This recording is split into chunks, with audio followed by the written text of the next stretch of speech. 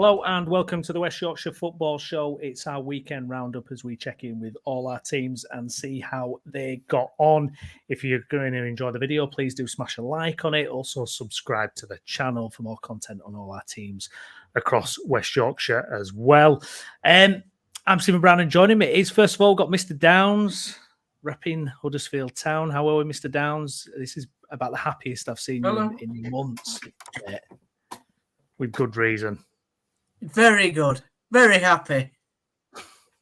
Exactly. Very happy. Excited for the podcast tonight. Yeah. Kind of the other end of the spectrum, we've got Gaz. Yeah, shake of the head about sums it up. Yeah. Any initial thoughts on what's going on here? How are we feeling, mate? Hello, darkness, my old friend. That's what it is for City, I'm afraid. Yeah, not great, but at least we didn't lose. That's all I can say, really. Exactly. And we've also got Dave Foy on as well, Mr. Shaman Stats himself. Mate, you're racking up the appearances now. Yeah, I know. I've managed. I'm glad because I enjoy coming on the show, despite the fact that there's not been a lot of good news recently. But yeah, I'm glad to be on again. And like say, Mr. Consistent. And rounding us off as well, we've got Mr. Bradford Park Avenue, who should be very happy as well. It is Lewis Sale. Welcome, Lewis. No worries, mate. How are you doing? Okay. Yeah, all good, all good. It's a bit of a mixed bag, isn't it, really? I think we're all doing pretty much okay, apart from Gaz and Dave, potentially, but we'll get into it. No Mr. Booker tonight. He'll be back on tomorrow night for the Leeds Plymouth game, so do keep an eye out on that. But we're going to start with Huddersfield Town. And Steve, where on earth did a 4-0 victory come from? Do you know what? I don't know. I can't tell you. I do want to say though, on your opening image, Graham Alexander looks like he's trying to tie his shoelace. So that was very good. Yeah, regarding he kind of does, doesn't he? Regarding Town, yeah, unbelievable. Really, first half was dull as dishwater, and God knows what Worthy said to him at half time, because just absolutely spectacular win. Much needed, so important. We got the 3 points, and Sheffield Wednesday, well, they just fell away like a deck of cards. They couldn't handle us at all, and second half was just superb, I have to say.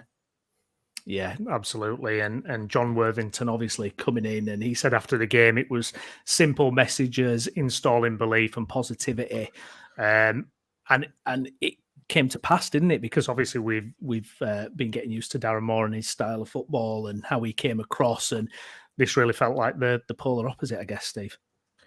Yeah, I mean, when you say we've been getting used to Darren Moore football, we've not got used to it, and thank God it's gone. I tell you what, it's a miracle, isn't it? When you get a side that's up for the game, and you know, attacking football and passes the ball forward, you win a game. It's unbelievable, isn't it? I mean, it's simple as that, boys, really.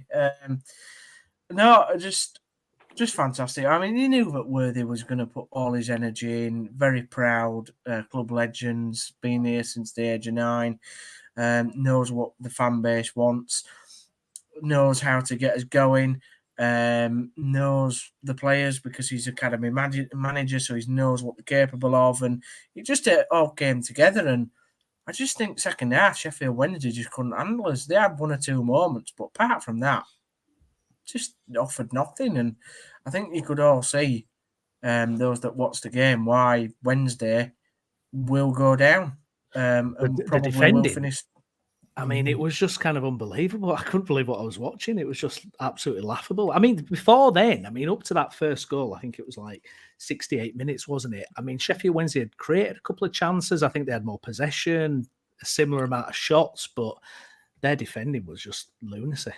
Yeah, but Nick, people look at the stats and they go, yeah, up to that point, yeah, Sheffield Wednesday did have more possession and more shots, but the shots that they had, they didn't really create a lot. I wouldn't say I was worried by any of the Sheffield Wednesday efforts on goal. Nichols had it pretty much covered.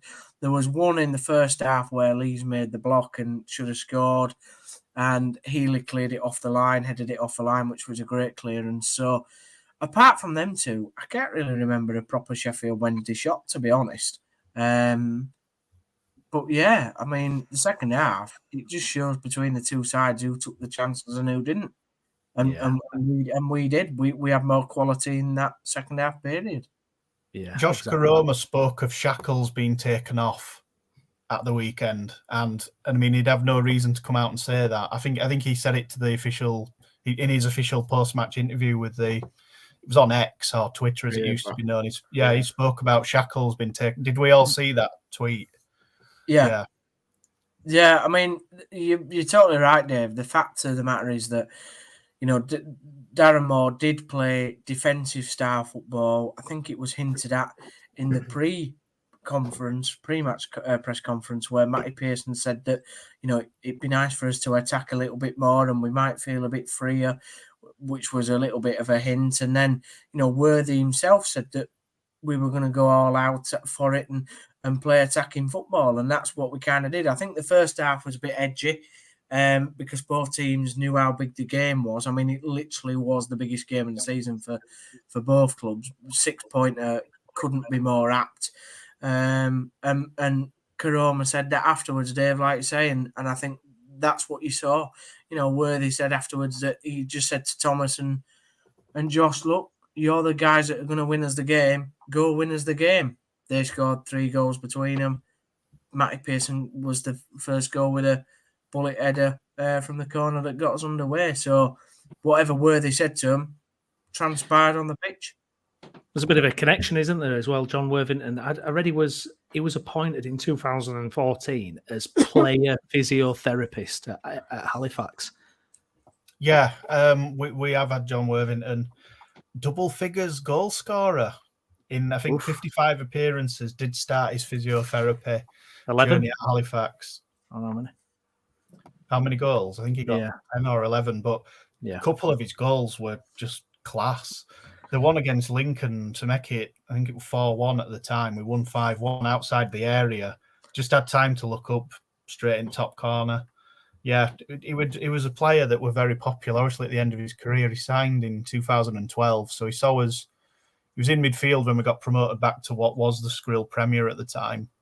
And he played in the 13-14 season, which would have been Neil Aspin taking Halifax to the playoffs. And then, as you say, he was player/physio, but that 14-15 season, he definitely stepped back into being a physio. I think he made maybe 1 or 2 appearances, and they might have been in the West Riding County Cup. But yeah, popular at the Shay as well. Yeah, we definitely need to get that Lincoln goal up, don't we, as well, when Chris is on. Show him that Lincoln goal. Don't you just love Dave's stats? Dave's stats, he's like an encyclopedia. It's unbelievable. It's a shame and stats. This is it. This is what he's Dave about. I want your brain, Dave. I'd happily. It's unbelievable. You probably don't want my brain, but that's fine, mate. I'll take that as a criticism. No, did he set up differently then, Downsy, Worthington, in terms of his formation? I know what he made one change from his starting 11, and just what was the feel about it compared to Darren Moore in the way that he'd been playing? You know what, Lou? It was just from the fact it started on Friday. I think it was Friday when he did his press conference.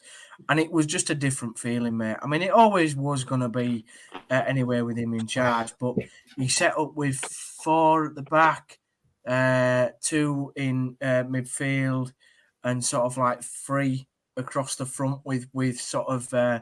but obviously there was injuries in the game, but like Healy and Radulovic was up top. So it was like a 4-4-2 at times, a 4-3-3 at other times, just depending on where the ball was on the pitch. And it was effective first half, like I say. It was a bit, you know, non-existent. But the second half, I think he just said, look, boys, you've got nothing to lose. Why don't you just have a go? You know, show what you can on the pitch. And that's what it was. It was just all out energy, effort, passion. And that seems to be the case when we've had interim managers in the past, very similar to when Mark Lillis took over.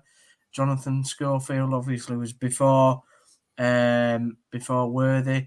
You know, we've had similar performances under him, but certainly when Mark Lillis was in charge, you know, that's what it was about. Effort, passion, desire, know what the club's all about, and Worthy gets that better than most people in the Huddersfield area. So it was just a different feel, Lou. And I tell you what, the second half, when we got the first goal, and then the second goal 2 minutes later, I just knew we were going to win that game because Sheffield Wednesday, I just can't, I mean, tactically, you talk about tactically, right? He put Matos on Barry Bannon. Now, Barry Bannon controls any... Jeez. You what? No, I'm just surprised. I bet he absolutely kicked him up in the head, didn't he? Barry Bannon Honestly, wouldn't have a chance, would he? No. So Barry Bannon runs any game for Sheffield Wednesday. If you know anything about Wednesday, you have to stop Barry Bannon from controlling the midfield. A bit like with Borough, with Johnny Howson. These players run games. And he just stuck Matos all the time on Barry Bannon and said, anytime Bannon gets the ball, tackle him. And that's what he did. And Bannon was just non-existent. He just had no room to work, couldn't pass the ball, couldn't get any energy into the Wednesday midfield, which I said on the last podcast was going to be important. And we won the energy in that midfield. Ben Wiles came on. We've paid money for 2 strikers. They've both got injured in the same game. That was a town thing for that to happen, by the way. And after they went off, we scored 4 goals. And that tactic of Matos on Bannon, Wiles coming into midfield as a sub, just changed the game entirely, and it just worked a treat. And yeah, you'd have been bottom 3 as well, wouldn't you? Because obviously QPR picked up a QPR winning, yeah. Well, we were 1 point. I mean, it don't need much to probably say, does it, Downs, in terms of how big a win that is? Because I mean, any win's a great win. Don't get me wrong, as we all know, but your best kind of win is a last minute 1-0 or 2-1 kind of last minute winner, or you go out and just kind of stamp all over your opponent like you did on Saturday. And I don't want to bring you down too much because we love seeing you so happy, but you've got some tough games coming up. So it was a must win, wasn't it, considering recent results? It was a must win, Lou. Like the actual context of the 3 points can't be starker. The fact that under Darren Moore we wasted 23 games, and particularly the last 3 in just getting draws when we could have won them. Like, if we'd have had the same attacking intent as we did under Worthy on Saturday against Plymouth, Blackburn and QPR, we'd have won them games. But because we didn't, we've wasted 3 games and got 3 points from the 3 games, but we could have had a lot more. And so we had to win against Wednesday. There was absolutely no way we could not win that game. And we did. And we got tough fixtures coming up next. I think Can you please beat Southampton? Honestly. We'll do as best, but I've got the difference is, right, the context of that Southampton game now is quite different because if we'd have had Darren Moore in charge, you'd have let him probably draw against or lose against Sheffield Wednesday. Everybody going into this game would have been absolutely down, just thinking, oh my God, look at the opposition we've got coming up. And that's still the case, to be fair. But why can't we go and have a good go with Worthy in charge, all the lads behind him, and just have a good go at them? Like, fair enough, they'll probably beat us 3-0. But I'm not really that bothered. If I were the board now, and I'd say to Worthy, I'd say, look, we know who we're going to appoint within the next week. We'll announce it by Friday. We've probably got a good idea, so it'll be announced. But you've got the team for Saturday. Just go down there, have a good go, and if you lose 3-0, you lose 3-0. But nobody's expecting you to win anyway. Don't go for the draw. Just go and have a go at them. And it can happen in the Championship. We've seen that before. Yeah, it's quite a test, isn't it, for Worthington, is that game against Southampton, because obviously, like you said very early, you've made a couple of tactical changes which has kind of galvanised your team to get you that win. And let's be honest, Southampton are up there challenging to go up, probably arguably a better team, probably in football in terms of probably better than you guys. So this is a big test already for Worthington and the players, isn't it, tactically, to get that right? Because if you somehow get a point or 3 points out of Southampton, your expectations are starting already to kind of get a little bit giddy, aren't we, in terms of you are going to survive potentially and all that comes with it. But you've got to kind of manage it, haven't you? I see it more of it's not to lose, Lou, rather than anything pressure-wise. Like, what has he got to lose? He knows he's going back to his academy job, so he's not losing that. He knows that he's already come out and fervently said he does not want to be the manager full-time. So even if they offered him, I don't think he'd take it anyway because he loves his academy job too much. Right. So he's not to lose, Lou. Like, literally, even if he loses that game 5-0, he'll be disappointed. And he'll be down about it and think, he's not done the job that he wanted to do. But to just win against Wednesday in the game that we had to win, that's good enough for me. Just get the new man in by Friday, whoever they're going to decide, and I'm sure we'll come on to it. But just there's no pressure on him at all, tactically, emotionally. That game's a free hit for me. And let's just move on. Now, the game afterwards against Sunderland, now we can get something out of that game. Again, you put Matos on. I've already worked out how we beat Sunderland. You get Elic back and you put him on Ballard for corners, or Tom Lees. You put Matos on Bellingham and tell him to stick with him like he did Bannon. And you make sure Clark isn't beaten. It doesn't beat our fullback. That got really old else, have the Sunderland, if we look at them as a side. And then it's the big one against Leeds. And let's just hope we don't have Tom Edwards playing. Just get in touch with Nagel and pass it on to the next manager, and you're sorted, Downsy. It's not no to worry about, is there? Forget your free hits, you're winning every game the way you're coaching here. Listen, right, Dave's. I have Gaz actually. I was keeping it quiet, but do you know what I mean? And my football manager experience has counted against me getting sacked from Altrincham, I have to say. Speaking of next manager and the odds, Paul Heckingbottom's still the favourite, but obviously Michael Duff is kind of hot on his heels as well. What's the latest with it, Steve? How do you see this one panning out, and who do you want?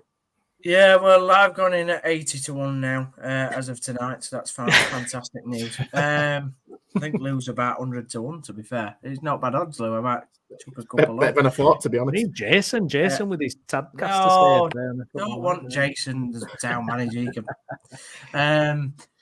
So Heckingbottom, I haven't been told anything officially by anybody, but the feeling I get from the rumours that I've seen, Heckingbottom isn't that interested, which I find interesting. Michael Duff is the big favourite at the moment, even though he's not the big favourite on the odds. Apparently, we were interested in him before, so I can see him being in the last four of the candidates, 5 of the candidates, however many they're interviewing. They're on second interview stages now. Gary Rowett, apparently he's interested. That it's not a bad shout. It's not attacking football as we've discussed before, so we'll see. But I think they've got some up there, an ace up the sleeve. I think they're speaking to somebody that nobody's even thinking about. I've just got this feeling that with the way Nagel speaks and the way little messages are coming out, I just think there's something happening that people aren't expecting, and there's people in the running that are not even being thought about yet. Who they are, I don't know, but I think there's somebody. I wouldn't be shocked if there's somebody in a job that we're trying to convince. Well, how long can it go on though, Steve? Like you've got Worthington in charge. Oh, he's got to be announced Friday, Lou. Newman's got to be announced. I'd announce him Friday. Let Worthy have the Southampton game, and then give the new manager a couple of days, bang it into Sunderland. That's what I'd do. If it isn't, what would you say? If it isn't done by Friday, what's your thoughts? Well, if it isn't done by Friday, my initial thought is, what's holding it up? Are we speaking to a manager that's in a job then? So we're having to pay some compensation, which is interesting because there was no money left at the end of the transfer window. We didn't want to pay for any more players, even though Kevin said that we were going to try and get one more in. And obviously, Warnock's now gone to Aberdeen. So does that mean that what we were supposed to pay up in his rest of his wage is now being paid up in full? I don't know how that works. Can you claim compensation and be paid by another club? I'm not sure. I don't know. You boys might have a better idea than me. And obviously, Darren's contract is going to have to be paid up. So how much money have they got for a compensation package to get another manager out of his job? I don't know. But that's the only thing I can think of, Lou, that if it goes on longer than, if we get into the middle of next week and we've still not got an appointment, I can't think of why that would be. Because it's a horrible time, though, isn't it, to appoint a manager at this stage of the season? Windows shut. I think if somebody comes in and stylistically or whatever, they're trying to input their tactical footprint on the team. Does it work? I mean, you need someone to come in with an impact, don't you? I mean, I know I saw some fans obviously maybe getting a bit carried away with the result of the weekend, but do you let Worthington have it a little bit longer, maybe a few games, and just see? It might be, it might be something useful. He knows the players, he knows the club, all that kind of thing. I mean, if you get someone in, if it's the wrong appointment, there's a good chance you could go down. Yeah, but that's why they've got to get it right, Brownie. They've just got to get this one right because they got it so wrong with Darren Moore. I mean, we know from the statement they're wanting somebody to make a short-term impact, but longer-term have a style of play, an attacking style of play that fans will enjoy and that will hopefully get the team results and that the players will enjoy playing. I don't think they enjoy playing under Darren Moore because I don't think they enjoyed what they were doing on the training pitch. I don't think they enjoyed what they were doing on a match day. I think that's been hinted at. So they've got to get it right. And it's okay saying we've got time, to give them time, and Worthy can be in charge and maybe give him a couple more games. But then you're looking at like end of Feb, start of March. Do you know what I mean? Like, how? Like, I just remember Leeds. How many games? But how many games do you give somebody before time starts to be running out when we're needing results? No. And then you're not just looking at a firefighting situation. At least if he's announced, say, at the end of this week, and then you say, right, Worthy, Southampton, and then the new guy comes in, he's got 3 or 4 games then, Ante, to work on a style of play like within a couple of weeks. So we've got a Tuesday fixture, Saturday fixture. I think we've got 4 games before the next international break. So take Southampton out of it, that's 3 games. I think it's a really tricky one, because you almost, when you're in the position that you're in at the moment, you almost, to a certain extent, want to ride the wave of Worthington as much as you can. Yeah. If you can get one result, do you want him to see if he can get how many he can get? Because every point counts for you boys at the moment. So it's a very difficult one. Also, but you don't want it going sour, do you, Gaz? He's a club legend, Yeah, well, we had that last year with Marsh, because this might surprise you and shock you. On reflection, I think we should have actually stuck with Jesse Marsh. I don't think it did us any good actually sacking him.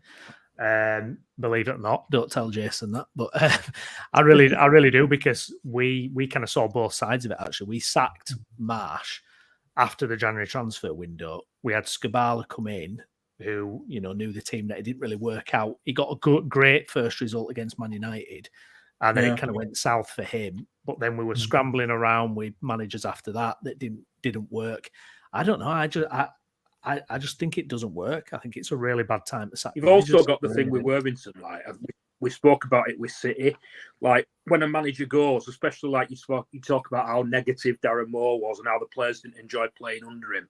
I think Lou mentioned it with City and Kevin McDonald. It's almost like they feel so freer. They're so much more relaxed. They're so much happier that they go out there and they have such a boost. And that can, obviously, it's worked for you on Saturday.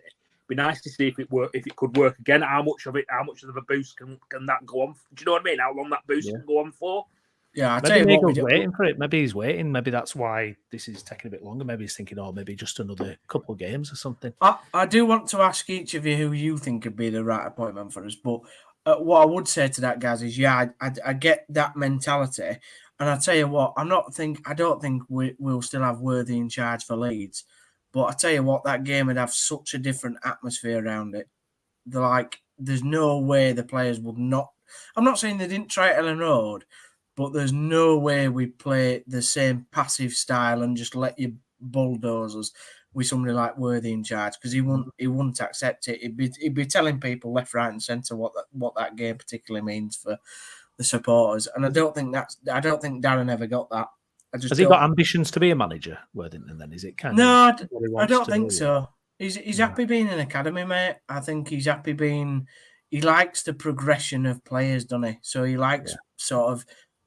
I think at the moment he's got a cushy number at Town, and I think he's enjoying the process of getting players from being at whatever age they're coming in to that process of getting them through to the first team. And at the moment, we've got quite a number of them that have done that, and a number of them that he's coached. You look at Spencer, Jackson, IP Ender, Fall, Stone. You know, they've all been in and around the first team this season, and they've all been under him. So, who would you boys think? Who do you boys think would suit us? Well, I was just going to say on Heckingbottom, like on paper, it makes sense. You think he himself would want it, but has he gone a bit Chris Wilder, and is he thinking he's a bit big time in Premier League or something? I don't know. It's only what I've heard. I've heard that I think like he's not as interested. I think he thinks he can get a better job, probably. Yeah. The thing with Heckingbottom is like he did brilliant at Barnsley, but then he didn't do very well at Hibs, did he? I don't what bit hit and miss at Leeds, weren't he? And he's gone to Sheffield United, and he's had a bit obviously a resurgence at Sheffield United. I don't know how much of a good appointment that might be. He looks good at the moment because he's an ex-Premier League manager, but rarely is he that good. Do you know what I mean? I think it's a risky appointment, Heckingbottom. Honestly, if you're wanting a safe pair of hands, you look at someone like Gary Rowett, but the problem with him is your style of play, because obviously everyone that's watched his teams play say how negative he is, but he's a very safe pair of hands as a Championship manager. Yeah, absolutely. Well, absolutely. Lou? And with that, Gaz has gone. Lou, who do you think? I mean, this is probably outside the box. I've mentioned it in previous clubs. I mentioned it with City to Gaz how many times. I think Pete Wild, I mean, Dave, you know Pete Wild better than probably any of us on this podcast. I think what he did at Halifax, I think what he's doing at Barrow is unbelievable. His style of football is exactly what you probably want. I think he would be a great option probably long term. He knows the area, he's pretty local, probably around there as well. Mike Williamson at MK Dons, I think, is a great manager, and he's starting to show that. I think if that's what you want, if you're wanting to plan long term in terms of playing attacking football, possession-based football, and wanting to get somewhere, those I think is probably the managers you want. I think to probably steer you through until the end of the season, the person I thought is obviously going to Aberdeen now, so you're probably looking at probably a Gary Rowett. If I'm being honest, that'll probably just about keep you up. But for me, that's where I would lean. So I think you've got to go outside the normal kind of usual names and look around, because I think there's some great talent beneath the Championship and League One. Dave? I think it almost goes unsaid, really, but this appointment can't be somebody that just comes. I'm almost going to say the opposite to Lou.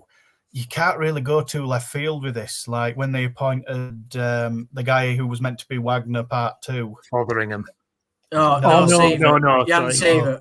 Jan Saver, yeah. Yeah, it can't be somebody like him. I also think it'll be maybe Gary Rowett, but is it just replacing Darren Moore with another, as you've said, another like Darren Moore-esque defensive manager? Because if you're going to appoint somebody like Rowett on paper, you might as well have just kept Moore. I'm really not sure, but I think it'll be a manager that has managed at Championship level before. It'll be a Rowett or Heckingbottom, or it'll be a name that we all know. I don't think it's going to be anybody unexpected. I think it might be coming a season too early for Pete Wild. I think he might just have another season with Barrow. And Mike Williamson, I mean, if they took Mike Williamson on, he'd have started at Gateshead at the beginning of the year via MK Dons all the way up to Huddersfield. Would that be too much of a jump? Everybody were raving, going absolutely crazy about Gateshead in our league. And he's pretty much tied to Mike Williamson. Admittedly, they've dropped off a little bit since he left. But personally, I think it'd be too big of a jump. I think probably in this moment in time, I think you're probably right. Yeah. If I'm being honest, I think you're probably if you're running that club and as an owner of a club, you've got to be so balanced, haven't you, and kind of weighs up your pros and cons. I think what I would probably maybe naively say from the outside looking in, and I can throw this back at City, is where I think there's an opportunity for some clubs to take a little bit of a risk. And if you're going to put out the words of we want attacking football, we want to please the fans, we want to do this, we want to do that, back it up then. Go and take a risk and go get them managers who provide that entertainment, who go and do what they do. Pete Wild is one, Michael Williamson is one. If that's the kind of football you want to go for, do it. Because sometimes there's a massive risk against reward, and I completely understand it. But I think sometimes clubs need to just think a little bit outside the usual names, because there's a lot of potential down there. And I actually think sometimes some of these managers don't get the opportunities they deserve, and I think they become quite siloed in terms of what they're good at in terms of it being at a lower level. I think if you gave the likes of Pete Wild an opportunity, it'll just feel like I think he would take you to a decent level in your championship. I really do. Just last thing, Brownie, that I'd like to say is that on Duff, he's the favourite. He had a bad time at Swansea. He had a very good time at Cheltenham and Barnsley. My worry is, are we just, like Dave says, with Rowett, are we appointing somebody that's like Darren Moore, that's, being decent at lower league level, very good in League One, was a hair breadth away from beating Darren Moore at Wembley, and then has failed in the Championship with a club that, okay, they've got a way of playing and have done for the last 15, God knows how many years. But, is it a risk? I don't know. Your league position is going to dictate who you're going to get. If you were mid-table, they'd have probably taken a bit of a risk. But because of where you are and the importance of staying in that division, you've probably got to go with a safe pair of hands, which is a shame for some people, but it depends what you want. And I think you're going to have to sacrifice an entertaining style of football just to win ugly, because that's what you need to do. Yeah. And unless you're prepared to possibly take a step back, not reset. 'Cause I don't think you need to reset at all. I think it's just tinkering and tweaking a few things. We've seen teams in the past. It's never good to get relegated, but actually sometimes it can help you build for the next 2, 3, 4 years. So it depends which way Nagel wants to go. I think it's interesting, but I think that's why I asked the question to you, Downsy, in terms of how long can it go on for? Because if you let it go on for another 2, 3 weeks, there's going to be even more questions about why is the manager not being appointed rather than keeping more in a job. Yeah. If Jay was here, who would he be saying? We know, don't we? Wayne Rooney. We all know. There we go. Yeah. Who is? He's there. He's on the list, isn't he? 33-1. I've got here. Yeah, well, in the background. I mean, if Rooney gets the job, I'll put a Leeds shirt on. Genuinely, I just do not want him. Click that comment now. No, that comment is not being clicked. Brownie, do you want me to ask you about Leeds? Oh yeah, go on then. All right, so obviously Friday night under the lights, Leeds United beat Bristol City by 1-0. Obviously, we've not got Jay on, so Steve, as the resident Leeds United fan, is going to give his take.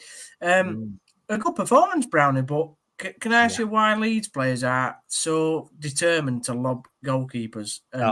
Don't get me started. Please don't get me started. Honestly, it's infuriating. They did it twice in the game. Yeah. Honestly, we've seen it so many times. There was one earlier in the season where Rutter did the same thing, and you're thinking, just what are you doing? You're one-on-one with the keeper, take it round the keeper, hit it to the side, and they go for this fancy lob, trying to go for the spectacular. And it nearly backfired as well, because we didn't look like scoring the other night as good as we were. It just didn't seem to be happening. But yeah, that's I'm so frustrated at that. I can't tell you, honestly. I've seen it so many times, but yeah, we got the job done. Second half, it was a big game for Nonto as well, who's not been a start for us. He's been back up to Dan James, which I don't think anyone predicted at the start of the season. His ceiling's probably higher in terms of potential than Dan James, but Dan James has been unbelievable this season. But Nonto's got his head screwed on. He had a transfer request earlier this season, but now he looks settled, he looks focused, and he's just another brilliant option for us, really. But yeah, delighted. It took us temporarily into second place, which I think psychologically was huge, even though we're not there anymore now. But it just means that we feel like we're properly in that mix now. So yeah, it should be an exciting end to the season / nerve shredding. To me, it was a professional performance from what I looked from a Leeds point of view. I mean, you've gone and beaten a Bristol City side that are not brilliant, but they can create chances, and we saw that in the game. I mean, for you, I suppose it was all about the result rather than the performance, and that probably goes for the fact of any game from now until the end of the season, isn't it? Yeah, absolutely. Yeah, it wasn't a crisis, obviously, because we were doing well, but because there's such a demand for us to get back to the Premier League, when we lost those back-to-back games in December, there was a bit of panic, there was a bit of alarm about what was going on, and then Bamford's come back into the side and he's taken his opportunity. And I mean, talk about a redemption story. No one would have predicted this. I mean, his impact is huge. I mean, the other night, I think he only had 1 or 2 chances, maybe. It wasn't that he was involved the whole game, but it's the runs that he's making, his physicality. He makes a huge, huge difference to us. And yeah, it's 5 wins in the league, 2024. We've kind of stumbled on this kind of not new formation, but new starting lineup with Gruev in the middle and Ampadu at centre back, and it's just paying off, and it looks better. It feels better. We got Rutter in at the number 10. I think his off the ball work the other night was incredible. The amount of times we stole the ball from the opposition, it just looks better with it there. I mean, Pirro, I mean, how much did we spend on him? 15 million or something, and he's on the bench and he comes on for the last 2 minutes. It's ridiculous, really. But that's kind of where we're at the moment. But yeah, it's all looking good. Is there still frailties at fullback? I thought Firpo didn't do that bad. There was in the pub that I was sitting in. There was always constant laughing, like when he was on the ball. It's like, what is expected from him, and like nobody really knows. For me, he was the only weak link the other night.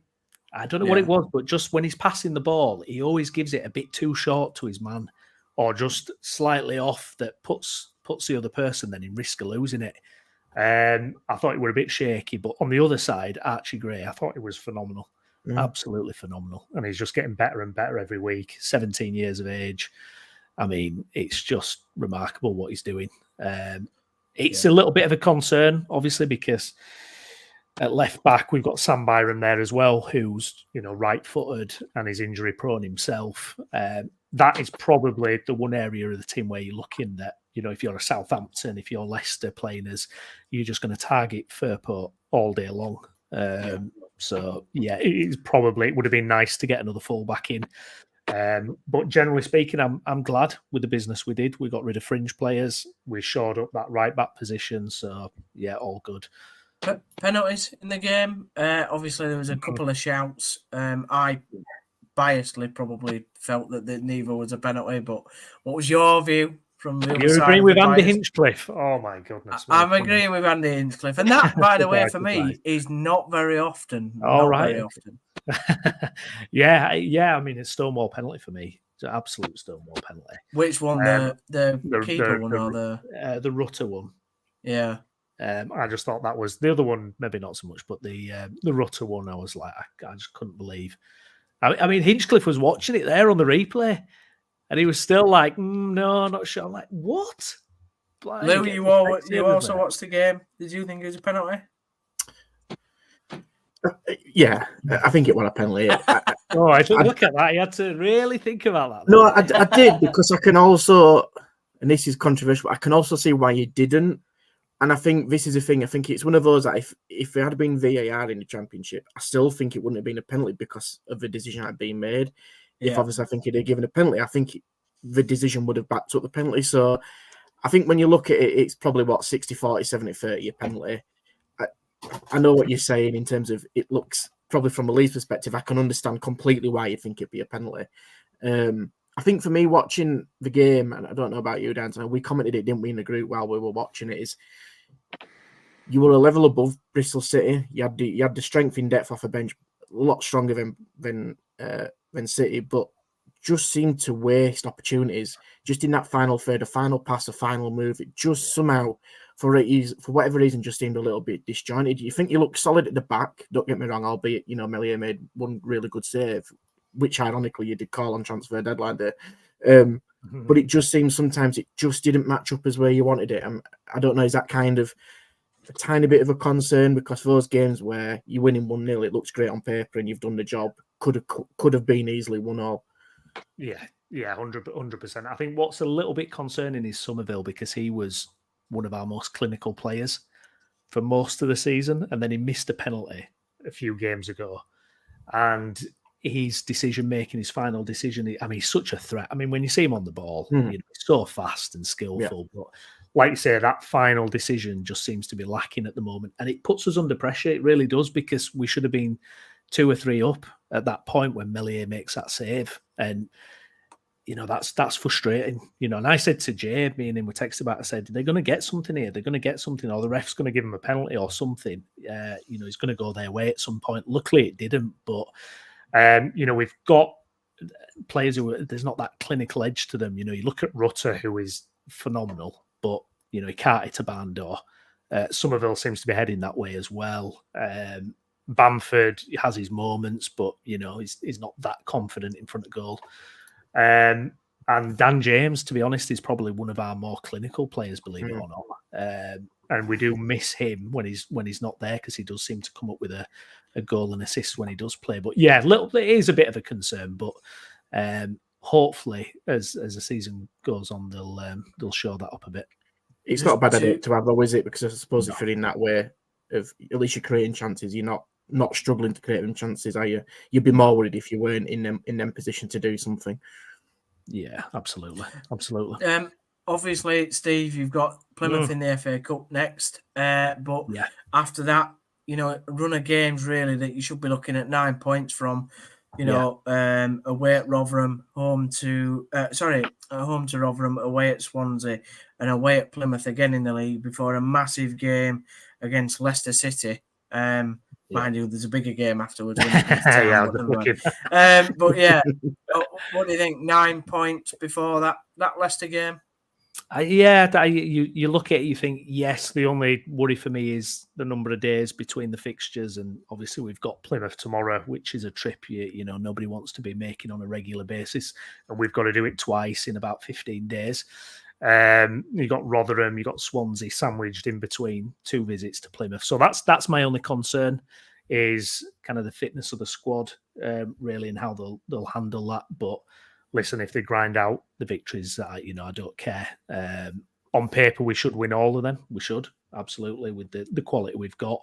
But football doesn't work like that. And if we're not completely at it, we will get punished. It's happened to us earlier in the season. So, yeah, I'm confident now. Hopefully, we'll have a good run. I feel like we're properly in the mix now for the automatic places, which I didn't feel probably 6 weeks ago.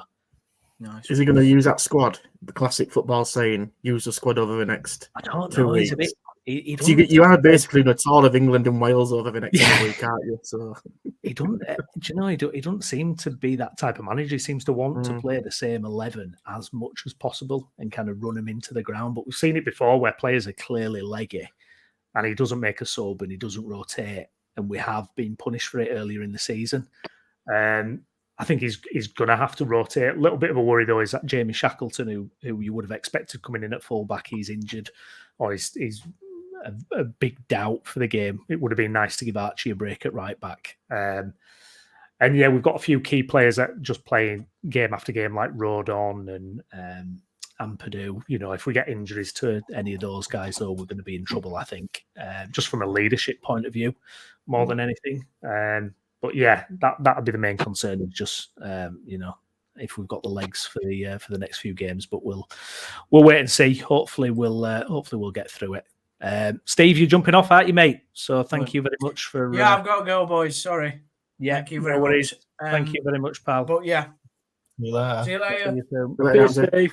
Bye. See you later, mate. There we go. Brownie. Yes. Hello. Just a little word on Archie Gray. Yes. Yeah. I always read about him being a midfielder, and now he's playing at right back. Has he played at right back through the youth teams, or has he always been a midfielder?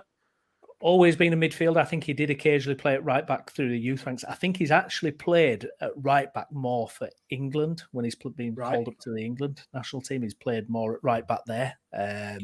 Lacks a bit of pace for the right back position, but yeah, just unbelievable player, really. But he's got that flexibility there. Getting linked with like moves to the Premier League, one, he as a midfielder, and obviously now he's excelling at right back. Is that a new string to his bow, do you think, or will he always end up with midfielder? Yeah, possibly. It might be one of those kind of Trent right backs as well, where you're not just getting a fullback, you're getting a creative kind of presence there as well. He's got a couple of assists this season. He's very skillful, technically he's sound. So I can see that definitely adding value to him, absolutely, because I just think you're going to get more than just your standard fullback if you do decide to get him. But I do see long-term central midfield being his position. Just hell of a player. He's unbelievable talent, isn't he? He's unreal. If he does it, if he's not in the Premier League in the next 2-3 years, there's something wrong, isn't there? Yeah. We won't be able to keep him. I think Liverpool have been sniffing around as well, haven't they? So that was one I saw, but you'd imagine there'd be a few, wouldn't you? Where he's playing. Yeah, exactly. Good stuff. All right, well, we're going to drop down now to League Two. I just want to bring this on screen because this might sum up how Bradford City fans are feeling at the moment. But as the width of the post says here, dull, boring and forgettable, Bradford City serve up another grey afternoon that does nothing to improve supporter spirits. 0-0 against AFC Wimbledon at home. Gaz, a couple of my City supporting friends were absolutely fuming with Alexander, starting lineups, tactics. How bad was it? First 15 minutes, I thought we started quite well. We looked quite bright. And then after that, it was just dull and turgid, to be honest. Not really any chances at either end. Like I say, I've been on these pods before and elsewhere and defended Alexander Rees' style of play simply because we wanted Hughes out for his style of play. And now people wanting Alexander out for his style of play. But the team selections are the thing that people are not happy with at the moment. When I first saw the team and sat in the pub on Saturday and the team came through, first look was great. He's dropped Oduor, he's dropped Taylor. And you're thinking, great, this is what we've wanted him to do for ages. And then you saw that Richie Smallwood were playing instead of Andy Cook. You were like, well, kind of can even get behind him dropping Andy Cook to a certain extent because he's not been great these last few weeks. And maybe he needed a bit of a breather, and a breather worked for him last year when Mark Hughes took him out the side at this sort of time of year. But to put another midfielder in the team at the expense of a forward, it's just like, what are you doing? Like, we played reasonably well on the Tuesday against Doncaster in the Bristol Street Motors, obviously got through to the semi-final. Chapman scored the goal with a great free kick. And then, he's dropped a striker for a midfielder. And in doing that, what he did was he had Smallwood sitting with McDonald and pushed Alex Gilead further forward as like a wide forward, which is obviously what he used to be as a younger player. He was a winger, but last few years he's been a brilliant sort of holding midfielder. So it was just very sort of negative, very blunt. Ended up with Young down the middle and Chapman one side and Gilead the other. And then at half time, well, in the first half, we thought, lads that I sit with, that Chapman had been our brightest player. And he took him off at half time, and everyone was thinking he must be injured. Hopefully it's not too bad. And then after the game, he would ask about, no, he's not injured. I just thought he looked tired. So it was just like, well, it was just a bit odd, really. And he said that Jake Young had felt his hamstring at half time, but he left him on and he took Chapman off because Chapman looked tired. So it was just really, really odd. It's just strange goings on. And like I say, he gave with one hand, taking Oduor and Taylor out the team, but then took it away with the other hand with his team selections elsewhere. So just baffling, really, Brownie, baffling. Yeah, I mean, reading some of the tactical decisions as well. I mean, I was reading Jason McEwen's piece in the Width of the Post, who was a friend of the show, and he's saying watching City sending numerous long balls towards Young is just a misreading of what Young is about. Tactically, what is the idea behind that? You drop Cook, and then you've got Young kind of trying to fill in that kind of target man role, I guess, or something, and it's just a total mismatch. I mean, it makes you scratch your head, doesn't it, at what do these managers see? It really does. I mean, someone said to me that the reason we looked good in the first 15 minutes was because we weren't playing long, and that we were playing it a bit more on the deck, a bit more pace up front, and that's why it worked. But then we did revert to tide when we started going long, and as you say, Jake Young's not going to win you a ball in the air as a centre forward. You want him as one of the either next to Andy Cook as a partner, or you want him as one of the wide forwards either side of an Andy Cook. And I think the issue for me, and I think Jason raised it in his match report as well, that we possibly needed to take Cook out the side because he's been struggling a bit lately. But we haven't got an alternative because we've let Verdane Oliver go to Stevenage, so we haven't got another big striker.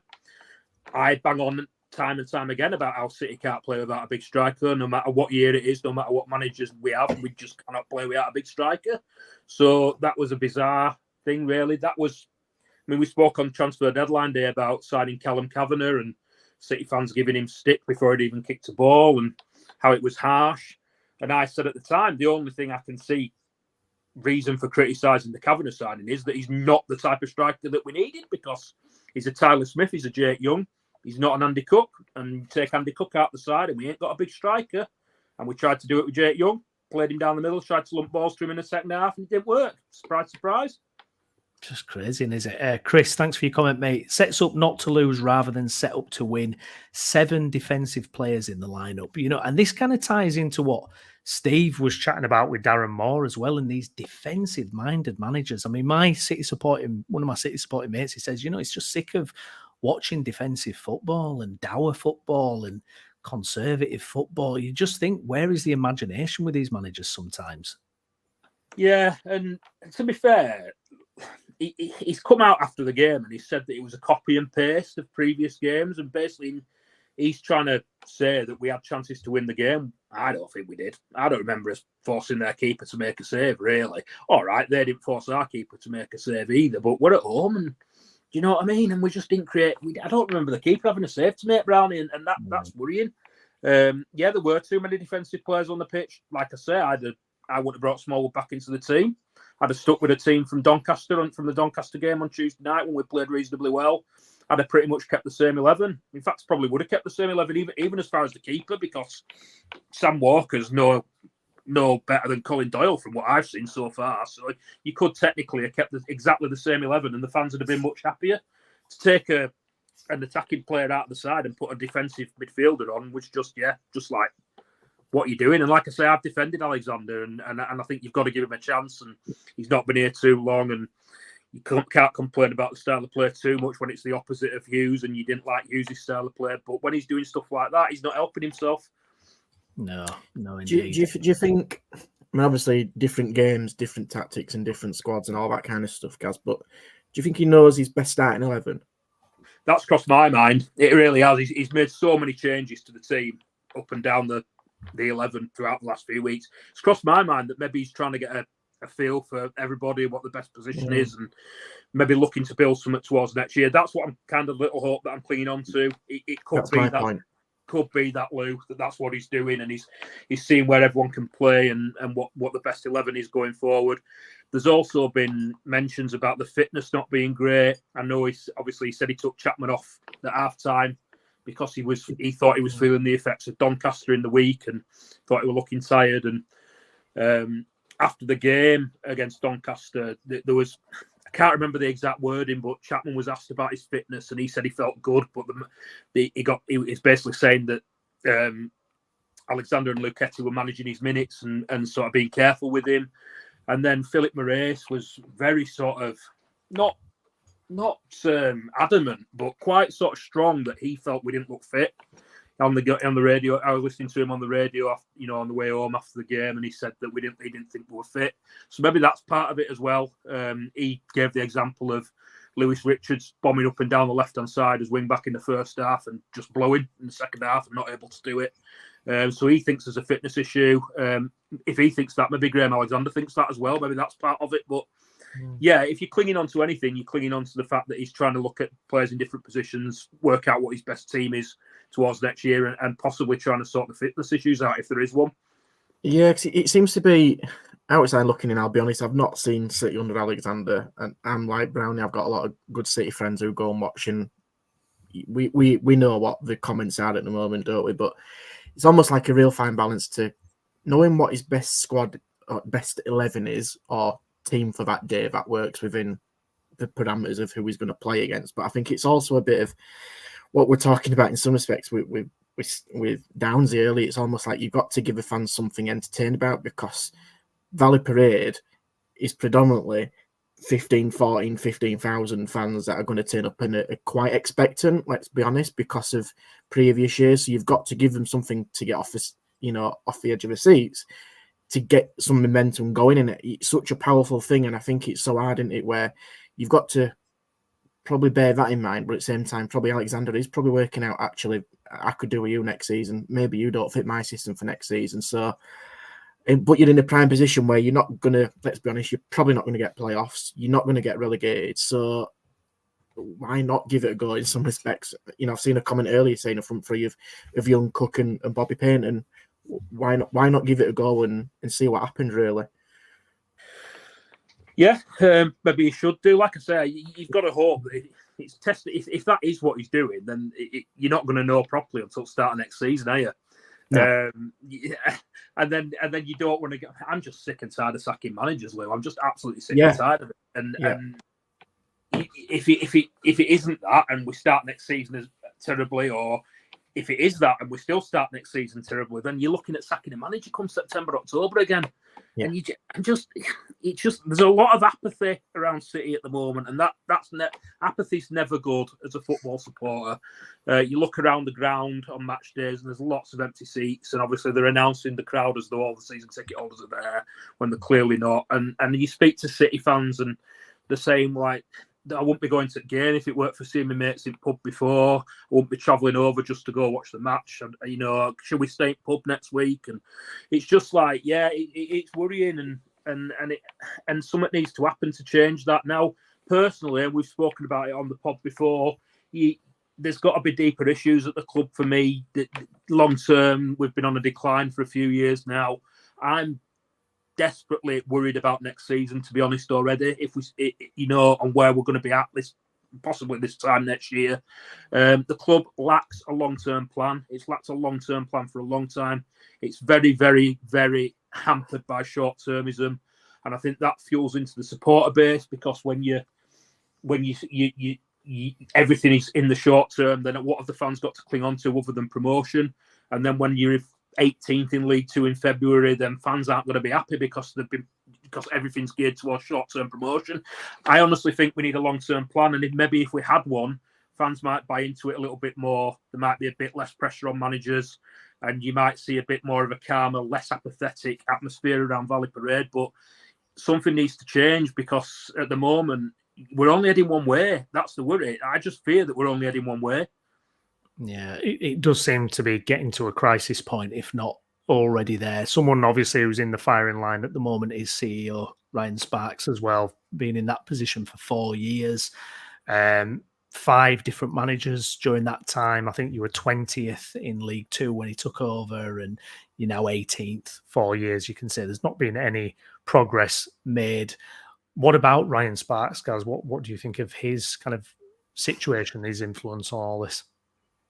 He gets a lot of stick, but then, he's going to, because at the end of the day, the buck's stopping with him, because Stefan Rupp employs him to run the football club, and he's at the head of the football club at the moment.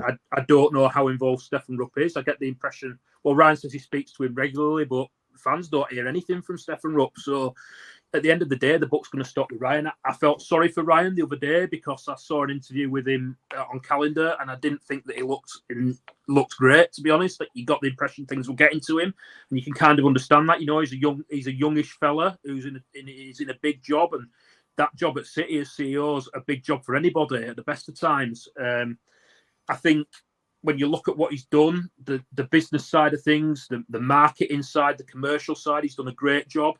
But at the end of the day, football is not great, and like I say, I worry that we're only heading one way, and that's a problem. Like, people want to hear more from him, and I can kind of understand why he doesn't always speak, because when he does say things, they get clipped as sound bites, and then he's beaten around the head with them further down the line. So I can totally understand him withdrawing from sort of making public statements to a certain extent. But we need something to cling on to desperately at City, and I don't know, and I don't think short term aiming, we are going for promotion, is necessarily the answer.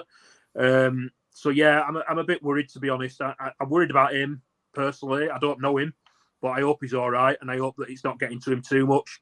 But I'm worried about the club as well, and at the end of the day, fans are going to keep having a go at him until we start improving on the pitch.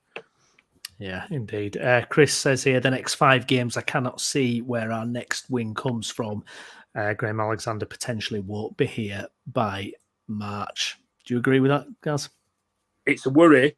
The next 5 games do look tough. I mean, we looked at the 5 games that we've just come out of, and we were saying we should have been picking up points in those games, and we haven't done. I don't think you can sack a manager now before end at City. He's on a 3-year contract, Brownie. Like, we're probably still paying Mark Hughes off if we've not already paid him off. Are we still? It's like funny that Downsy were on about it before with managers getting new jobs. Are we still paying Derek Adams off, because this will be the last year of his contract? So are we still giving? Are we still sending him money, or did that stop when he got his? Obviously, he went straight into Morecambe, and then he's gone back up to where is it? I can't remember where he's gone now. Somewhere in Scotland, hasn't he? Ross County, Ross County, that's it, Lou. Yeah, so we might not be paying him, but you just cannot keep sacking managers. At the end of the day, something's got to click, and you've got to say, well, it's not the manager's problem. it's not, well, the manager's not the problem. It is his problem because he's got to sort it out on the pitch. But the buck doesn't always stop with a manager. When things are happening like this, I wouldn't rule it out because we're Bradford City and we go through managers like wildfire. But personally, I wouldn't be sacking him just yet. I really wouldn't. I think you've got to give him time and cling on to what Lou said before, that he's trying to look at things long term towards next season and hope that we can do something then. It's so hard, isn't it? Because I completely get why some fans would say this at the moment, and different clubs and in your situations, the manager's quite an easy scapegoat to go to. Is it's not working, the manager's not good enough, he needs to go, and things change. But like you said, guys, I agree. It doesn't always work like that, and I think again, this sounds quite controversial, but you are traditionally quite an average League Two club, unfortunately, and the position isn't great, 100%, and probably the size of the club in inverted commas, everything that goes with Bradford City should be higher up in the league, but you're not going to get relegated. Unfortunately, you're not going to get promoted this season, so just ride it out. Just put a little bit of trust in it. It's going to be painful probably till the end of the season. It's not going to be pretty. It's not going to be sexy football. It isn't going to take you off your seats, but you've just got to somehow stick with him and give him the pre-season that he probably does deserve, because his track record has suggested that he's capable of winning and getting promotion. And who knows, next season could be a completely different way of playing, results, all that kind of stuff. Winning results masks over other issues, doesn't it? We all know that as football fans. You win games, come 5 o'clock on a Saturday, everything's bright and rosy. You lose a game, the world's caving in. I think Alexander just got to be given some time to do what he's got to do. To be fair to Ryan and the guys, they gave Hughes the time. They didn't sack him early. They gave him enough time to do what he needed to do. Yeah, so there can't be really complaints about that. So you've got to do the same with Alexander. Like you said, guys, if you're going to give a proven manager a 3-year contract, might not get the full 3 years, but give him at least a year and a half, just something to cling on to and give him a chance. Because what else is he? He can't do anything else other than manage a team on a Saturday, Tuesday, and see what the team's capable of doing. He can't do it behind closed doors because it's not the same environment, not the same invite, all that kind of stuff that goes with it. So it's painful for City fans. I completely get that. But I think you've just got to stick by him and just give him the time he deserves until possibly next Christmas and see where you are, and then probably evaluate it. Because if you get rid of somebody now in March, April, there's going to be another manager process goes through. Then you get your person comes in, he's probably not going to get his target he wants, because all those players that you probably want are 12 months, 18 months too late to get your negotiations processing in place. So you just, like you said, guys, you're just going in a vicious cycle all the time with it. Yeah, and at the end, I totally agree. I think we've got to stick with him. I mean, it's only, what was it, November when he got the job? About October might have been, November, I can't remember exactly, but it took us ages to appoint him in the first place. So, Yeah. You can't, when you've taken so long and you thought he was the right man just a few short months ago, there'll be people saying, oh, well, it's pointless sticking with him if he's not the right man. But at the end of the day, we've said that so many times in the past. He was the right man, or the club thought he was the right man just a few months ago. You've got to give him at least, like you say, a set period of time to do the job. Maybe it's not working in the short term, but give him at least the medium term to see if he can sort something out. The squad, he needs to work on that. He needs to get his own players in. How that'll work with Stephen Gent, I don't know. I worry about the squad. Another thing with Callum Kavanagh, he's got a great reputation, but he's been given a long-term contract, 2.5 years.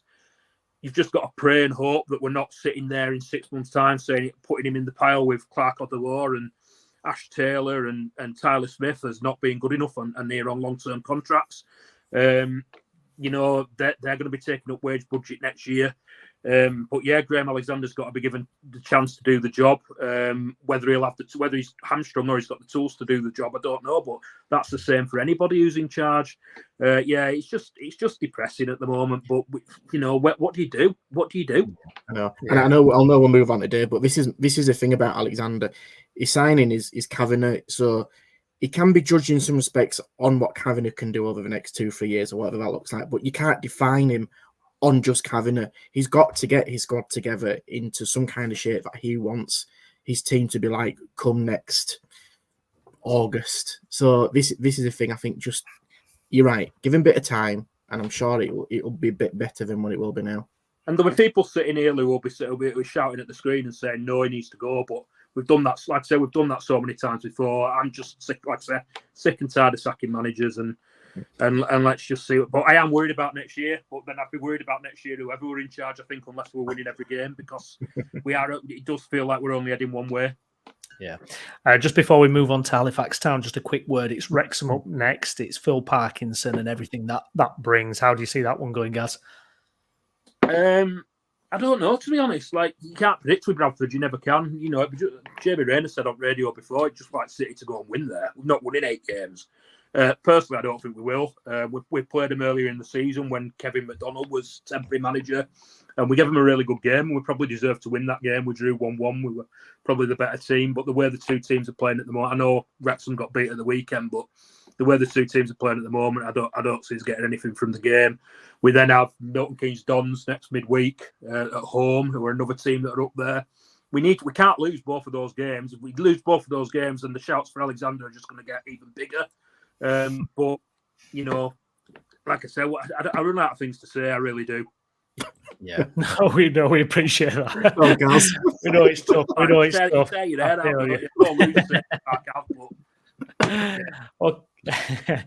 Okay, we're going to move on to non-league. We should say that we did get a little shout out from Route 1 Rovers. Quality show. Appreciate it, boys. Thank you very much for that, fellas. Good lads. Yeah. Dave, Halifax Town, it was a 2-1 loss against Aldershot. Disappointing result. We do have to caveat that with that fact of, I don't know if anyone's seen it, but Max Wright's goal. I mean, unbelievable strike for anyone who's seen it. But disappointing that one, Dave, to kind of just let it go and end up losing the game. Yeah, it was. I mean, it was a game I weren't actually at, so I've had to sort of take the temperature of other supporters' input. And to sum it up very quickly before I break it down more, it was good in the first half, and as good as we were in the first half, it was bad in the second, and it could have been more than just 2 from Aldershot. But yeah, I mean, like you say, you've touched on Max Wright's goal. Obviously, it's on social media. The volley out wide from Capello to Luke Summerfield. I mean, there's a few more passes before it gets to Max Wright, but what a ball that were. Obviously, like you say, the finish was great. Yeah, a very, very good goal. Obviously, like I say, I weren't there. I have seen the goal. Excuse me, but what supporters have said in general is in the first half we had Capello on one wing and Wright on the other, and it was working in the first half. And then we decided to swap them over, and it stopped working. And why did we do that? And Capello ended up getting substituted, I think, just over halfway through the second half. I think Sam Johnson had to make a couple of good saves. Like I just said, I mean, there's some supporters saying it could have been more than 2-1. And, you know, Aidan George made his home debut finally on Saturday. And again, mixed review. Some people say sort of like rushed his shots, who were blazing over, but he's got, there's signs there that he could be a fairly decent signing. Obviously, I've spoken at length about off the field issues, so I mean there's no point going into that again, but we're now 5 points outside the playoffs, and most of the teams in that top 7 have games in hand now. If should we win Tuesday, should we beat Solihull, we're in the playoffs tomorrow night at the Shea, we'll still only move up 1 place, and we'll also probably maybe even play a game more than some teams. Solihull is a rearranged game tomorrow. But I mean, in terms of numbers, if we're just going to break down numbers, we've conceded 9 goals in his last 4 games, but we still have the second best defence in the National League by 1 goal. We've conceded 33, and I think Southend have conceded 32 or 31, and they're below us. They've had a 10-point deduction. I think they would now be above us if they hadn't have had that deduction. But at the same time, we've scored 33, we've conceded 33, and 33 scored is the 4th lowest scorers in the league. I was quickly checking the tables before I came on. You know, and there's teams in the bottom 4 that have scored more goals than us. They've actually conceded a lot more, because that's why they're down there. But it's like, which opinion are we going to be of? Right, we've got a great defence, second best in the league, or we are the 4th lowest goal scorers. It's like, it's the old, is the glass half empty or is it half full? I mean, Sam Johnson's played every second of this season. Most of the goalkeepers do that, but Stott in central defence has also played every minute of this season.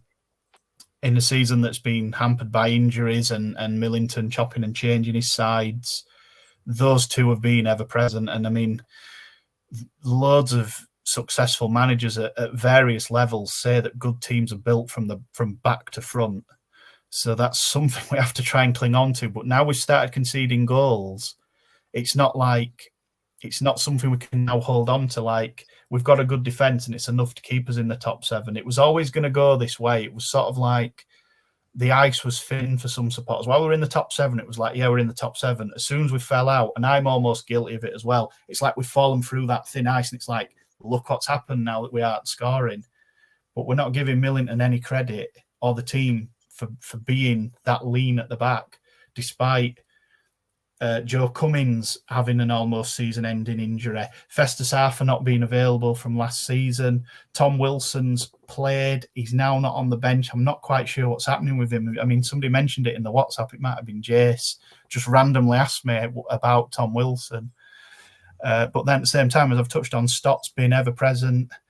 Jordan Keane's had a better season since last season he was in midfield and he didn't, by all accounts, have a great year. Since he's come back into centre-back, he's had a more successful year, but fans are sort of targeting him and singling him out almost now that, like, his standards starting to slip a little bit. Tyler Golden ain't playing as well, Ryan Gatlin. It just happens. We're second bottom of the form table, actually, in the National League. You know, we haven't won since Boxing Day, as I've said. We've conceded 9 in his last 4. We've only scored, I think, 3 in return. It's exactly, I'm going to say exactly the same things that Gaz has just said about Bradford City. We have supporters on our forums that say we literally turn up because we meet our friends prior to the game, and it's an excuse to meet up at the, you know, and at the ground and catch up with people. There's no real atmosphere, and people are almost just going out of like, we've got a season ticket, so we've got nothing to lose. It's so strange. We won't go down this season, but without significant, but we're not going to get that significant investment. We just know what David Bosworth's all about, and at the moment, there's rumours. I mean, he hasn't been seen for 5 or 6 games. He may even be in ill health at the moment. Obviously, the West Yorkshire Football Show sends its absolute best to David Bosworth. It's coming at a bad time when supporters are looking for a torchbearer to really get behind. What are we doing with the ground? What are we doing in the future?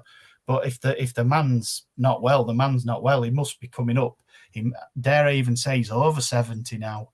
He's been involved at Halifax Town for nearly 20 years, 15 certainly since FC Halifax Town back in 2008. So, yeah, there's a lot going on. Despite everything and everything I've said, I really think Chris Millington will have a bright future in football, whether it's as a first-team coach or dropping into an academy. Obviously, our model, I don't know how well-known it is outside Halifax circles, but our model's well-known that we sign a lot of under-23 players coming out of academies. Obviously, we've spoke about Jack Jenkins leaving Leeds.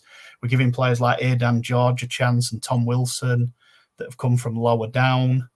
Belper Town. He was Belper Town's captain, Tom Wilson. We signed Adnan George from Rush Hall Olympic. And that's where Chris Millington's strength is, and he's playing to his strengths. So some people, again, it's like any club, players and managers divide supporters. If you're not top of the league or doing very well, it's the same old story. But I genuinely believe Chris Millington will have a bright future in the game of football. He will, I'm almost certain, not necessarily manage, but he will have a role in player development within the Football League or with much bigger clubs than Halifax Town. And, he's 18 months into being a first-team coach. Some people are saying we should sack him, getting a more experienced manager in. Okay, that's fine. But at one time, that experienced manager will have been like Chris Millington. He'll have been whatever, early to mid-40s. I mean, I know Chris Millington hasn't had like a football career and retired, but every manager starts somewhere. John Worthington has now had a taste of being a first-team manager at Huddersfield, and he's had a great start. Every manager starts somewhere. Chris Millington has to start somewhere, and I suppose people would argue, well, he should start lower down then, or he should be some. You've just got to start somewhere. He's got a trophy on his CV as well. in his first season, in his own debut season, he has a trophy on his CV. Yeah. And I mean, we went out with a whimper out of the FA Cup, and I've mentioned it on countless occasions, and we could have done with getting a better FA trophy draw than Altrincham at home when it'd be like an all Premier League tie in the FA Cup. I'd have sooner have had somebody else, but we're at a crossroads. But it's just exactly like what Graz has been saying with City. I don't think we're going to go up. I hope we're not going to go down, but I think the general vibe I get is we're going to stick with Chris Milling, and I don't see him being. We'd have to have an absolute slump now and slide towards the bottom four, I think, for David Bosamworth to wield that axe. And we've had a lot of injuries. All teams get them, but we've never had a settled side. Somebody said in our comments, "What's Bradford's best 11?" I don't even know what Halifax's best 11 is. Without injuries, I could name you a best 11, but Joe Cummins is on that list. Fester Sarfa's just coming back from injury. He's out on loan at Southport. Florent Hott is injured again. Rob Harker's, the general vibe is he's having issues off the pitch. He isn't necessarily injured, but there's something else happening. They're the general vibes I get with Rob Harker. He's our current top goal scorer. He's got 4 goals, along with Adam Senior, who's a centre-back, and he's got 4. Millie Alley had 7. He's obviously left for Exeter. We covered that. Hopefully Adnan George picks up. Hopefully Harker he comes back and he's strong, because for the age, I mean, I don't even know what our average age of our team is. I mean, Luke Summerfield's in his early 30s. I think the next oldest, Sam Johnson, and he's 29, 30. We have a very, very young side, and I think they play exactly that way. They blow hot and cold. People are saying we need to sign maybe more experienced players, or we need to do this, or we need to do that. We might do, but at the same time, we're stacked in midfield. We've just signed Jack Jenkins, who, in the second half on Saturday, by all accounts, was the player closest to equalising. He came on for, I think he did 20 minutes, last 20 minutes, wasn't it? Yeah. A fairly decent performance. Excuse me, as I said, Aidan George, a little bit more composure seemed to be the buzzwords for him. And yeah, Luke Summerfield had a very bad illness last season, so he can't play every week, even due to his age. I mean, he's the same age as me. It seems crazy to be talking about retirement at like 34, 35, but that's where Luke Summerfield is. He did maybe an hour, just over an hour on Saturday. We may see him tomorrow. It's very rare he's going to do 2 90 minutes in a row. Some people don't like Jack Hunter in midfield. He's a defensive midfielder. But I think, again, a bit like having a good defence, we need somebody like Jack Hunter in midfield. Everybody wants these all energy, all running around, all attacking sort of players, not realising that for a team to be like that and almost be a little bit swashbuckling, they need a defensive midfielder to make that work. If Jack Hunter's distribution once we were on the football were a bit better, he probably wouldn't play for Halifax Town. His balls tend to just be to the side, nice little safety balls. Sometimes they just go out of play, or he'll play the hospital pass. I'm sure we all know what they are. He wins the ball and then doesn't really do much with it, but he does break up play. And that's all we can really ask for at our level. We can't really have the complete package. We get it every now and again for a while, and then they'll move on. But yeah, it's not necessarily panic stations, but I think now we're out of the top 7. I really don't think we're going to get back in, and that gap's just opened enough now where it's that psychological thing of, like I said, if we win, we only go up a place. We don't win and go back into it. A bit like Leeds on Friday. They had that psychological boost on everyone where if they won, they went second, and that puts pressure on the teams below them. Then they have to go out on Saturday and get to second place again. Yeah, I don't think we'll go down. I think we've got enough not to go down. I think we'll finish about where we are now, between 9th and maybe 13th. I think we're going to finish mid-table. It won't be good enough for some. It's disappointing because we've spent most of the first half of the season in the top 7, and the season before we spent most of it lingering around them bottom 4, and we had a great run of form that put us within 10 points of the playoffs. But well, it's actually you kind of took the words out of my mouth there, Dave, in terms of the expectations of Town fans, because we've seen over the past years those like just probably tuning in that might not always tune in, but you've had the likes of Fleetwood go up through the National League, you've had Salford, you've had Notts County, teams with not necessarily traditionally big clubs in terms of size, but in terms of finances to kind of propel them out that National League, which we know is exceptionally tough to get through that. And it's almost like you've probably come up against quite a few teams in recent years who probably have got better resources in terms of finance and infrastructure to get out of that league. And it's almost, again, that balance of what's good enough for Halifax Town is playoffs and mid-table good enough, or are the expectations are we need to get out this division to go into the Football League, where I know traditionally you've been, but right in this moment in period of time in history, probably is about where you are, isn't it? Yeah, I'd say so. I mean, obviously, your likes of Oldham's and Fleetwoods and Notts Counties, they have the wiggle room to sign like projects and gambles. I think Oldham, the National League tweeted something out the other day, and they named like 10 strikers that Oldham Athletic have got. I mean, a player from Oldham, a striker from Oldham went out on loan and jumped up 2 divisions, went to League One Cheltenham. Joe Nuttall. He went out on loan to a team that's 2 divisions above Oldham. Another one joined a Scottish Premier League team. I think. Kurt Willoughby today, didn't he? Yeah. This is what we're up against.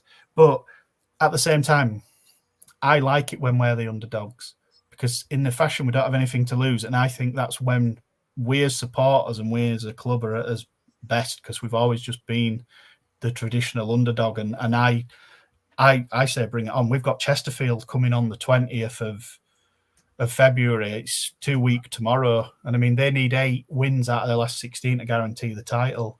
I can't wait to play them. We've got you did against Wrexham, didn't you? These are the games where against Wrexham, where we almost come alive. We've got Dorking on Saturday, and it's like, what are we going to do? What are we going to do against Dorking? We've got Maidenhead a week. It's not as if you've got any history against Dorking, is it, though, Dave, with your home matches and postponements and stuff? So no, they're just again, we're moving into the pitch and the ground territory again, aren't we? Sorry, I'll stay clear of that one. It just is what it is. You know what I mean? We're not going to, because there's 2 sports play on it, we don't get an off season in the summer where even if we had the money and wanted to, we can't tear the pitch up and actually do the groundwork on the pitch, because we share it with the Panthers and they play during the summer. And every now and again, I think every season the Panthers start their fixtures, in fact, and for the first 5 weeks of their season, they have like 3 away games in a row, just so that the ground can have those basics put into the pitch, or it can just have a rest. But it literally needs digging up. They literally need to dig down however many feet. There's a rumour that there's a layer of clay and silt from when there was Speedway at the Shea. So the water will go down, it'll hit the clay and it just sits. And then there's rumours that when they built the East Stand, they somehow filled the drains with concrete. And I think there was a car wash just below the Shea, which would have helped with the drains, because they'll have always had water pouring into it. It's just what's the word I can use? It's just a perfect storm, of the pitch just not being right. It's just one of them things. I mean, I think the pitch peaked at prime crap. We played Bristol Rovers at home, and there were just lines of sand up the pitch, and it was the worst football pitch I've ever seen. But it was playable. It was playable. The highlights are still on YouTube. Bristol Rovers put the highlight just because they played. You can see it. It's never been that bad. I think the pitch for the amount of time that the groundsman gets on it, Graham Osborne, he's been the groundsman, like a lot of groundsmen, again, at all clubs. He's been there 30 plus years at least. I think he does an excellent job. He's obviously he's got like a social media profile. He's on Facebook. He'll speak about the pitch, in quite an honest manner, and just say, there's certain things happen with the pitch that are just out of our control. Yeah, there's not a lot we can really do. No, Dave, thank you very much for that, mate. Hopefully Halifax can turn around this recent slump starting tomorrow at Solihull, and then Dorking, as we mentioned, at the weekend there as well. So thank you very much for that, mate. You have to jump off now, don't you, Dave? Yeah, I do. Yes. I do, well, thank you Thank you very much. All the And we'll best. speak to you again, hopefully, next week and keep the streak going. Yeah, hopefully. Fingers crossed. Yeah, see you then. Good stuff. We're going to drop down now another division, and we're going to start off Lewis with Farsley Celtic, cracking win against Bishop Stortford 3-1. On a nice little run. I got to admit, I've not looked at the league table for a while, but they're up to 14th and they're on a nice, not too bad run of form. It's looking quite nice there, isn't it? Yeah, they've done a really good job down there at the Citadel with Clayton Donaldson in charge. And that game at the weekend, it's one where, maybe in a few years ago, it could have been almost been a 6-pointer against a team struggling at the bottom end of the table. But Farsley seem to come through it with flying colours, and by all accounts and watching the highlights and what I've seen as well, probably comfortably won as well and could have scored a few more. Shout out to Chris Atkinson. If you watch it, we talked about Max Wright. Chris Atkinson hits them from about 35 yards. It's an absolute beauty. It's one, if you've not seen it, to check out. So, yeah, they're doing really well. I think, what 7 or 8 points off the playoffs, which many people probably wouldn't have had Farsley that close to the playoffs at the moment. And probably a few more points away from the relegation zone, with some, in inverted commas, bigger teams that are expected to do better below them in the table. So Farsley going along really nicely. And I know we were talking about Halifax here, about mid-table, and some people might not be happy. Farsley will be absolutely delighted, I think, so far with the form and where they are. And, they've had tough times. They've always had to fight, to get back from where they've been. They've climbed up through the leagues as well. So, and it's a big plus as well to see Clayton Donaldson, another local lad, in his first managerial job, and seems to be doing really well. Got his connections at City. He's brought a couple of players in on loan. One of them, Wadsworth, scored on Saturday as well with a really nice finish. So, yeah, they're ticking along really nicely at Farsley, and they could potentially be the way they're going. Just one of those that might go under the radar and have a late push of a playoffs, which would be great for the region. Yeah, team of the week, did Noah Wadsworth, didn't he? I can't remember which one it was, like football non-league paper, maybe. I think put him in the team of the week. Yeah. He's by all accounts, he's having a good time there, and I think he's extended his deal as well in recent weeks. So, I mean, why wouldn't you? In a team that's mid-table, happy, we're not fighting relegation. Obviously there's a pressure of turning up and winning the game, but there isn't that looking over your shoulder in a real scrap of it. That is a perfect scenario for Farsley at the moment, and for someone like Donaldson, who has probably got a little bit more of room to bring people in like that and trust them as well. But not just to do that, but to get them into that non-league physicality and style of play, and against good semi-professional footballers. So yeah, I'd be delighted, and I think it's a good thing for City and Farsley to link up as well with that connection. And yeah, you know what? Like I said, I think Farsley could be a bit of a surprise package so far this season out of that division. I think we're definitely up there.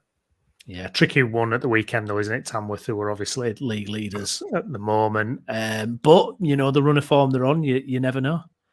Never know. I think Tamworth have surprised us all. I remember last year looking at what Tamworth were doing, because they were absolutely storming that league, and they absolutely ran away with it. But to carry that into this year has been phenomenal. And not only that, they're ahead of Scunthorpe, who have got 1 or 2 games in hand, but they'll still be top of the table. They went to Scunthorpe, I think, last week and won, which is an unbelievable result in that division. We're still against the resource what Scunthorpe have got, and the players that Scunthorpe have recruited. Tamworth will looking very quite likely that they might get promoted, which is, I don't think many of us would have had that. So yeah, it's a tough game. Tamworth drew against Alfreton, but like I said, Farsley are never easy team to play against, and they've got, like you said, Brian, they're on a good run at the moment. So probably a little bit what Downs said about Southampton. It's a free hit for Farsley, so why can't they go there and get something from it? If they do, I think people will be probably taking a bit more notice of them.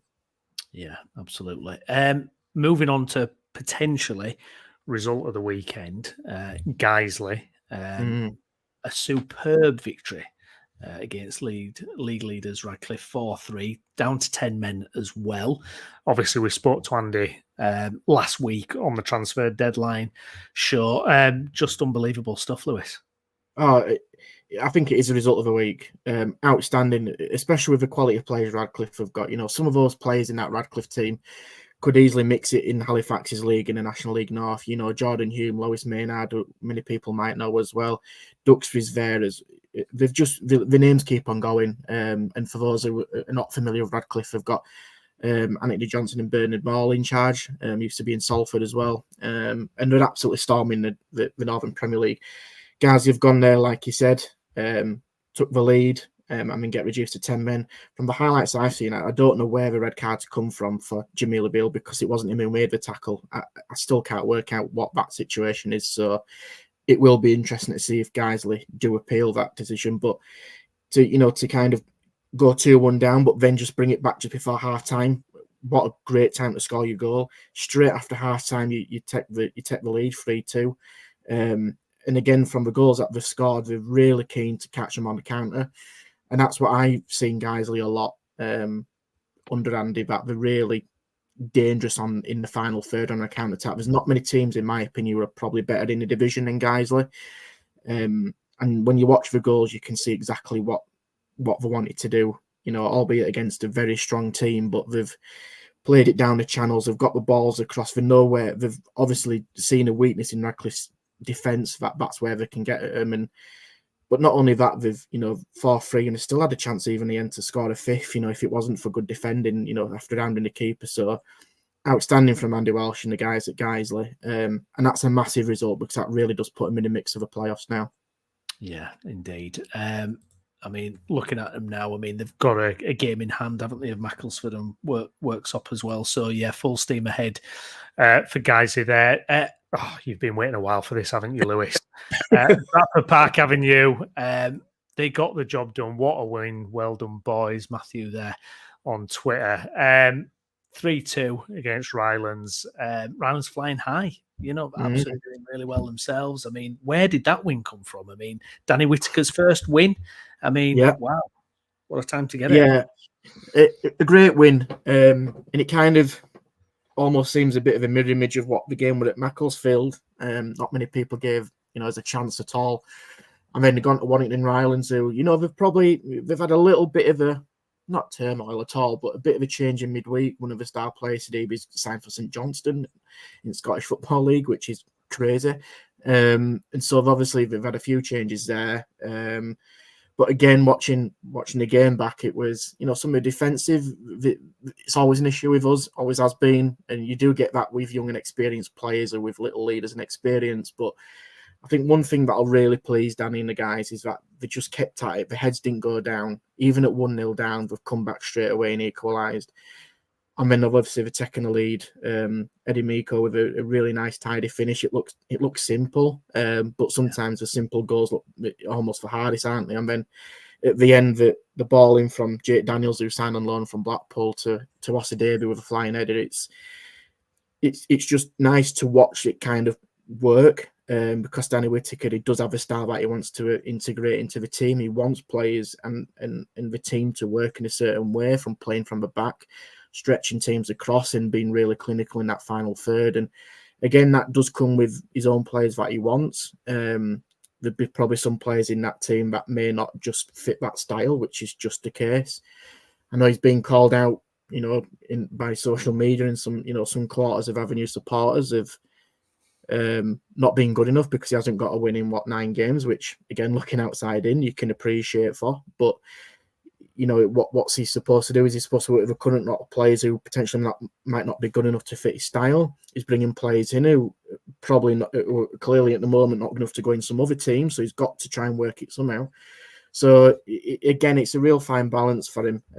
But I'm delighted for him because and this isn't the be-all and end-all, but the amount of work that the guys are putting in to try and change things at the moment is unbelievable. And I know that firsthand, that, they're working pretty much every hour that the day's got to just do stuff, to just try and change a bit of the culture, trying to change a playing style. Listen, it might not work. It still might mean relegation, which obviously would be devastating.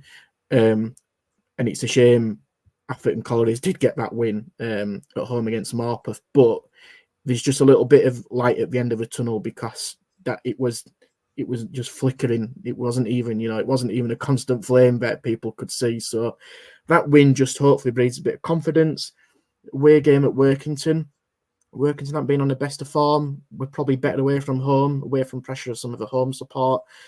Can be critical at times. And those that do go away are fully behind them, absolutely fully behind them. So it's a shame sometimes that atmosphere isn't replicated at Horsefall, because it just, young players at that age need all the support they can get. And sometimes when you do hear a bit moaning and groaning,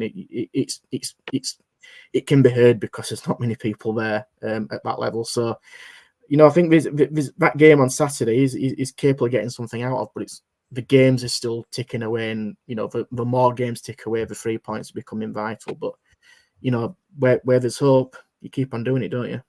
Yeah, absolutely. Hopefully a turning point for Park Avenue. Anything else that caught your eye before we wrap up, Lewis, over non-league at the weekend? There's just coming up at the moment. So predominantly in our region, in the North East Counties League, with some really strong results over the weekend.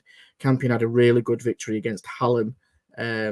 Emily also beat Frickley 4-1. Albion Sports, I was at that game against Knaresborough 2-0. Relatively comfortable win. But I think one thing that stands out for me this week coming up is Emily. They've got FA Vars home game against Wickham from the Northern League. So at the moment, Wickham are almost about 5 or 6 games behind everybody else. But if they won every single game, they're probably about 6th or 7th. So Emily have got potentially a chance to get into the next round of FA Vars, which means they're probably 2 or 3 games away from Wembley, which would be unbelievable for them. Obviously, Downsy knows them well as well. Some real good people there, real good experience. So I think from ourselves, it's kind of good luck to the lads at Emily, because it'd be great to get a non-league club from our region into that FA Vars final, because it has been predominantly taken by the guys in the North East, and Emily, from the players they've got, are definitely good enough to go there and get a win. So good luck to them. Yeah, best of luck to Emily there. Guys, we're going to leave it there, I think. If you've enjoyed the video tonight, please do pop a like on it. Also, subscribe to the channel as well to get all your content on our teams across West Yorkshire. And if you've been listening on Spotify, please do leave us a rating and a review as well. I want to thank everybody who's joined us on the show. Thank you for your comments and questions and everything as well. Lewis, thank you very much, mate. Gaz, thank you too, and we'll be back again next time. Thanks for watching.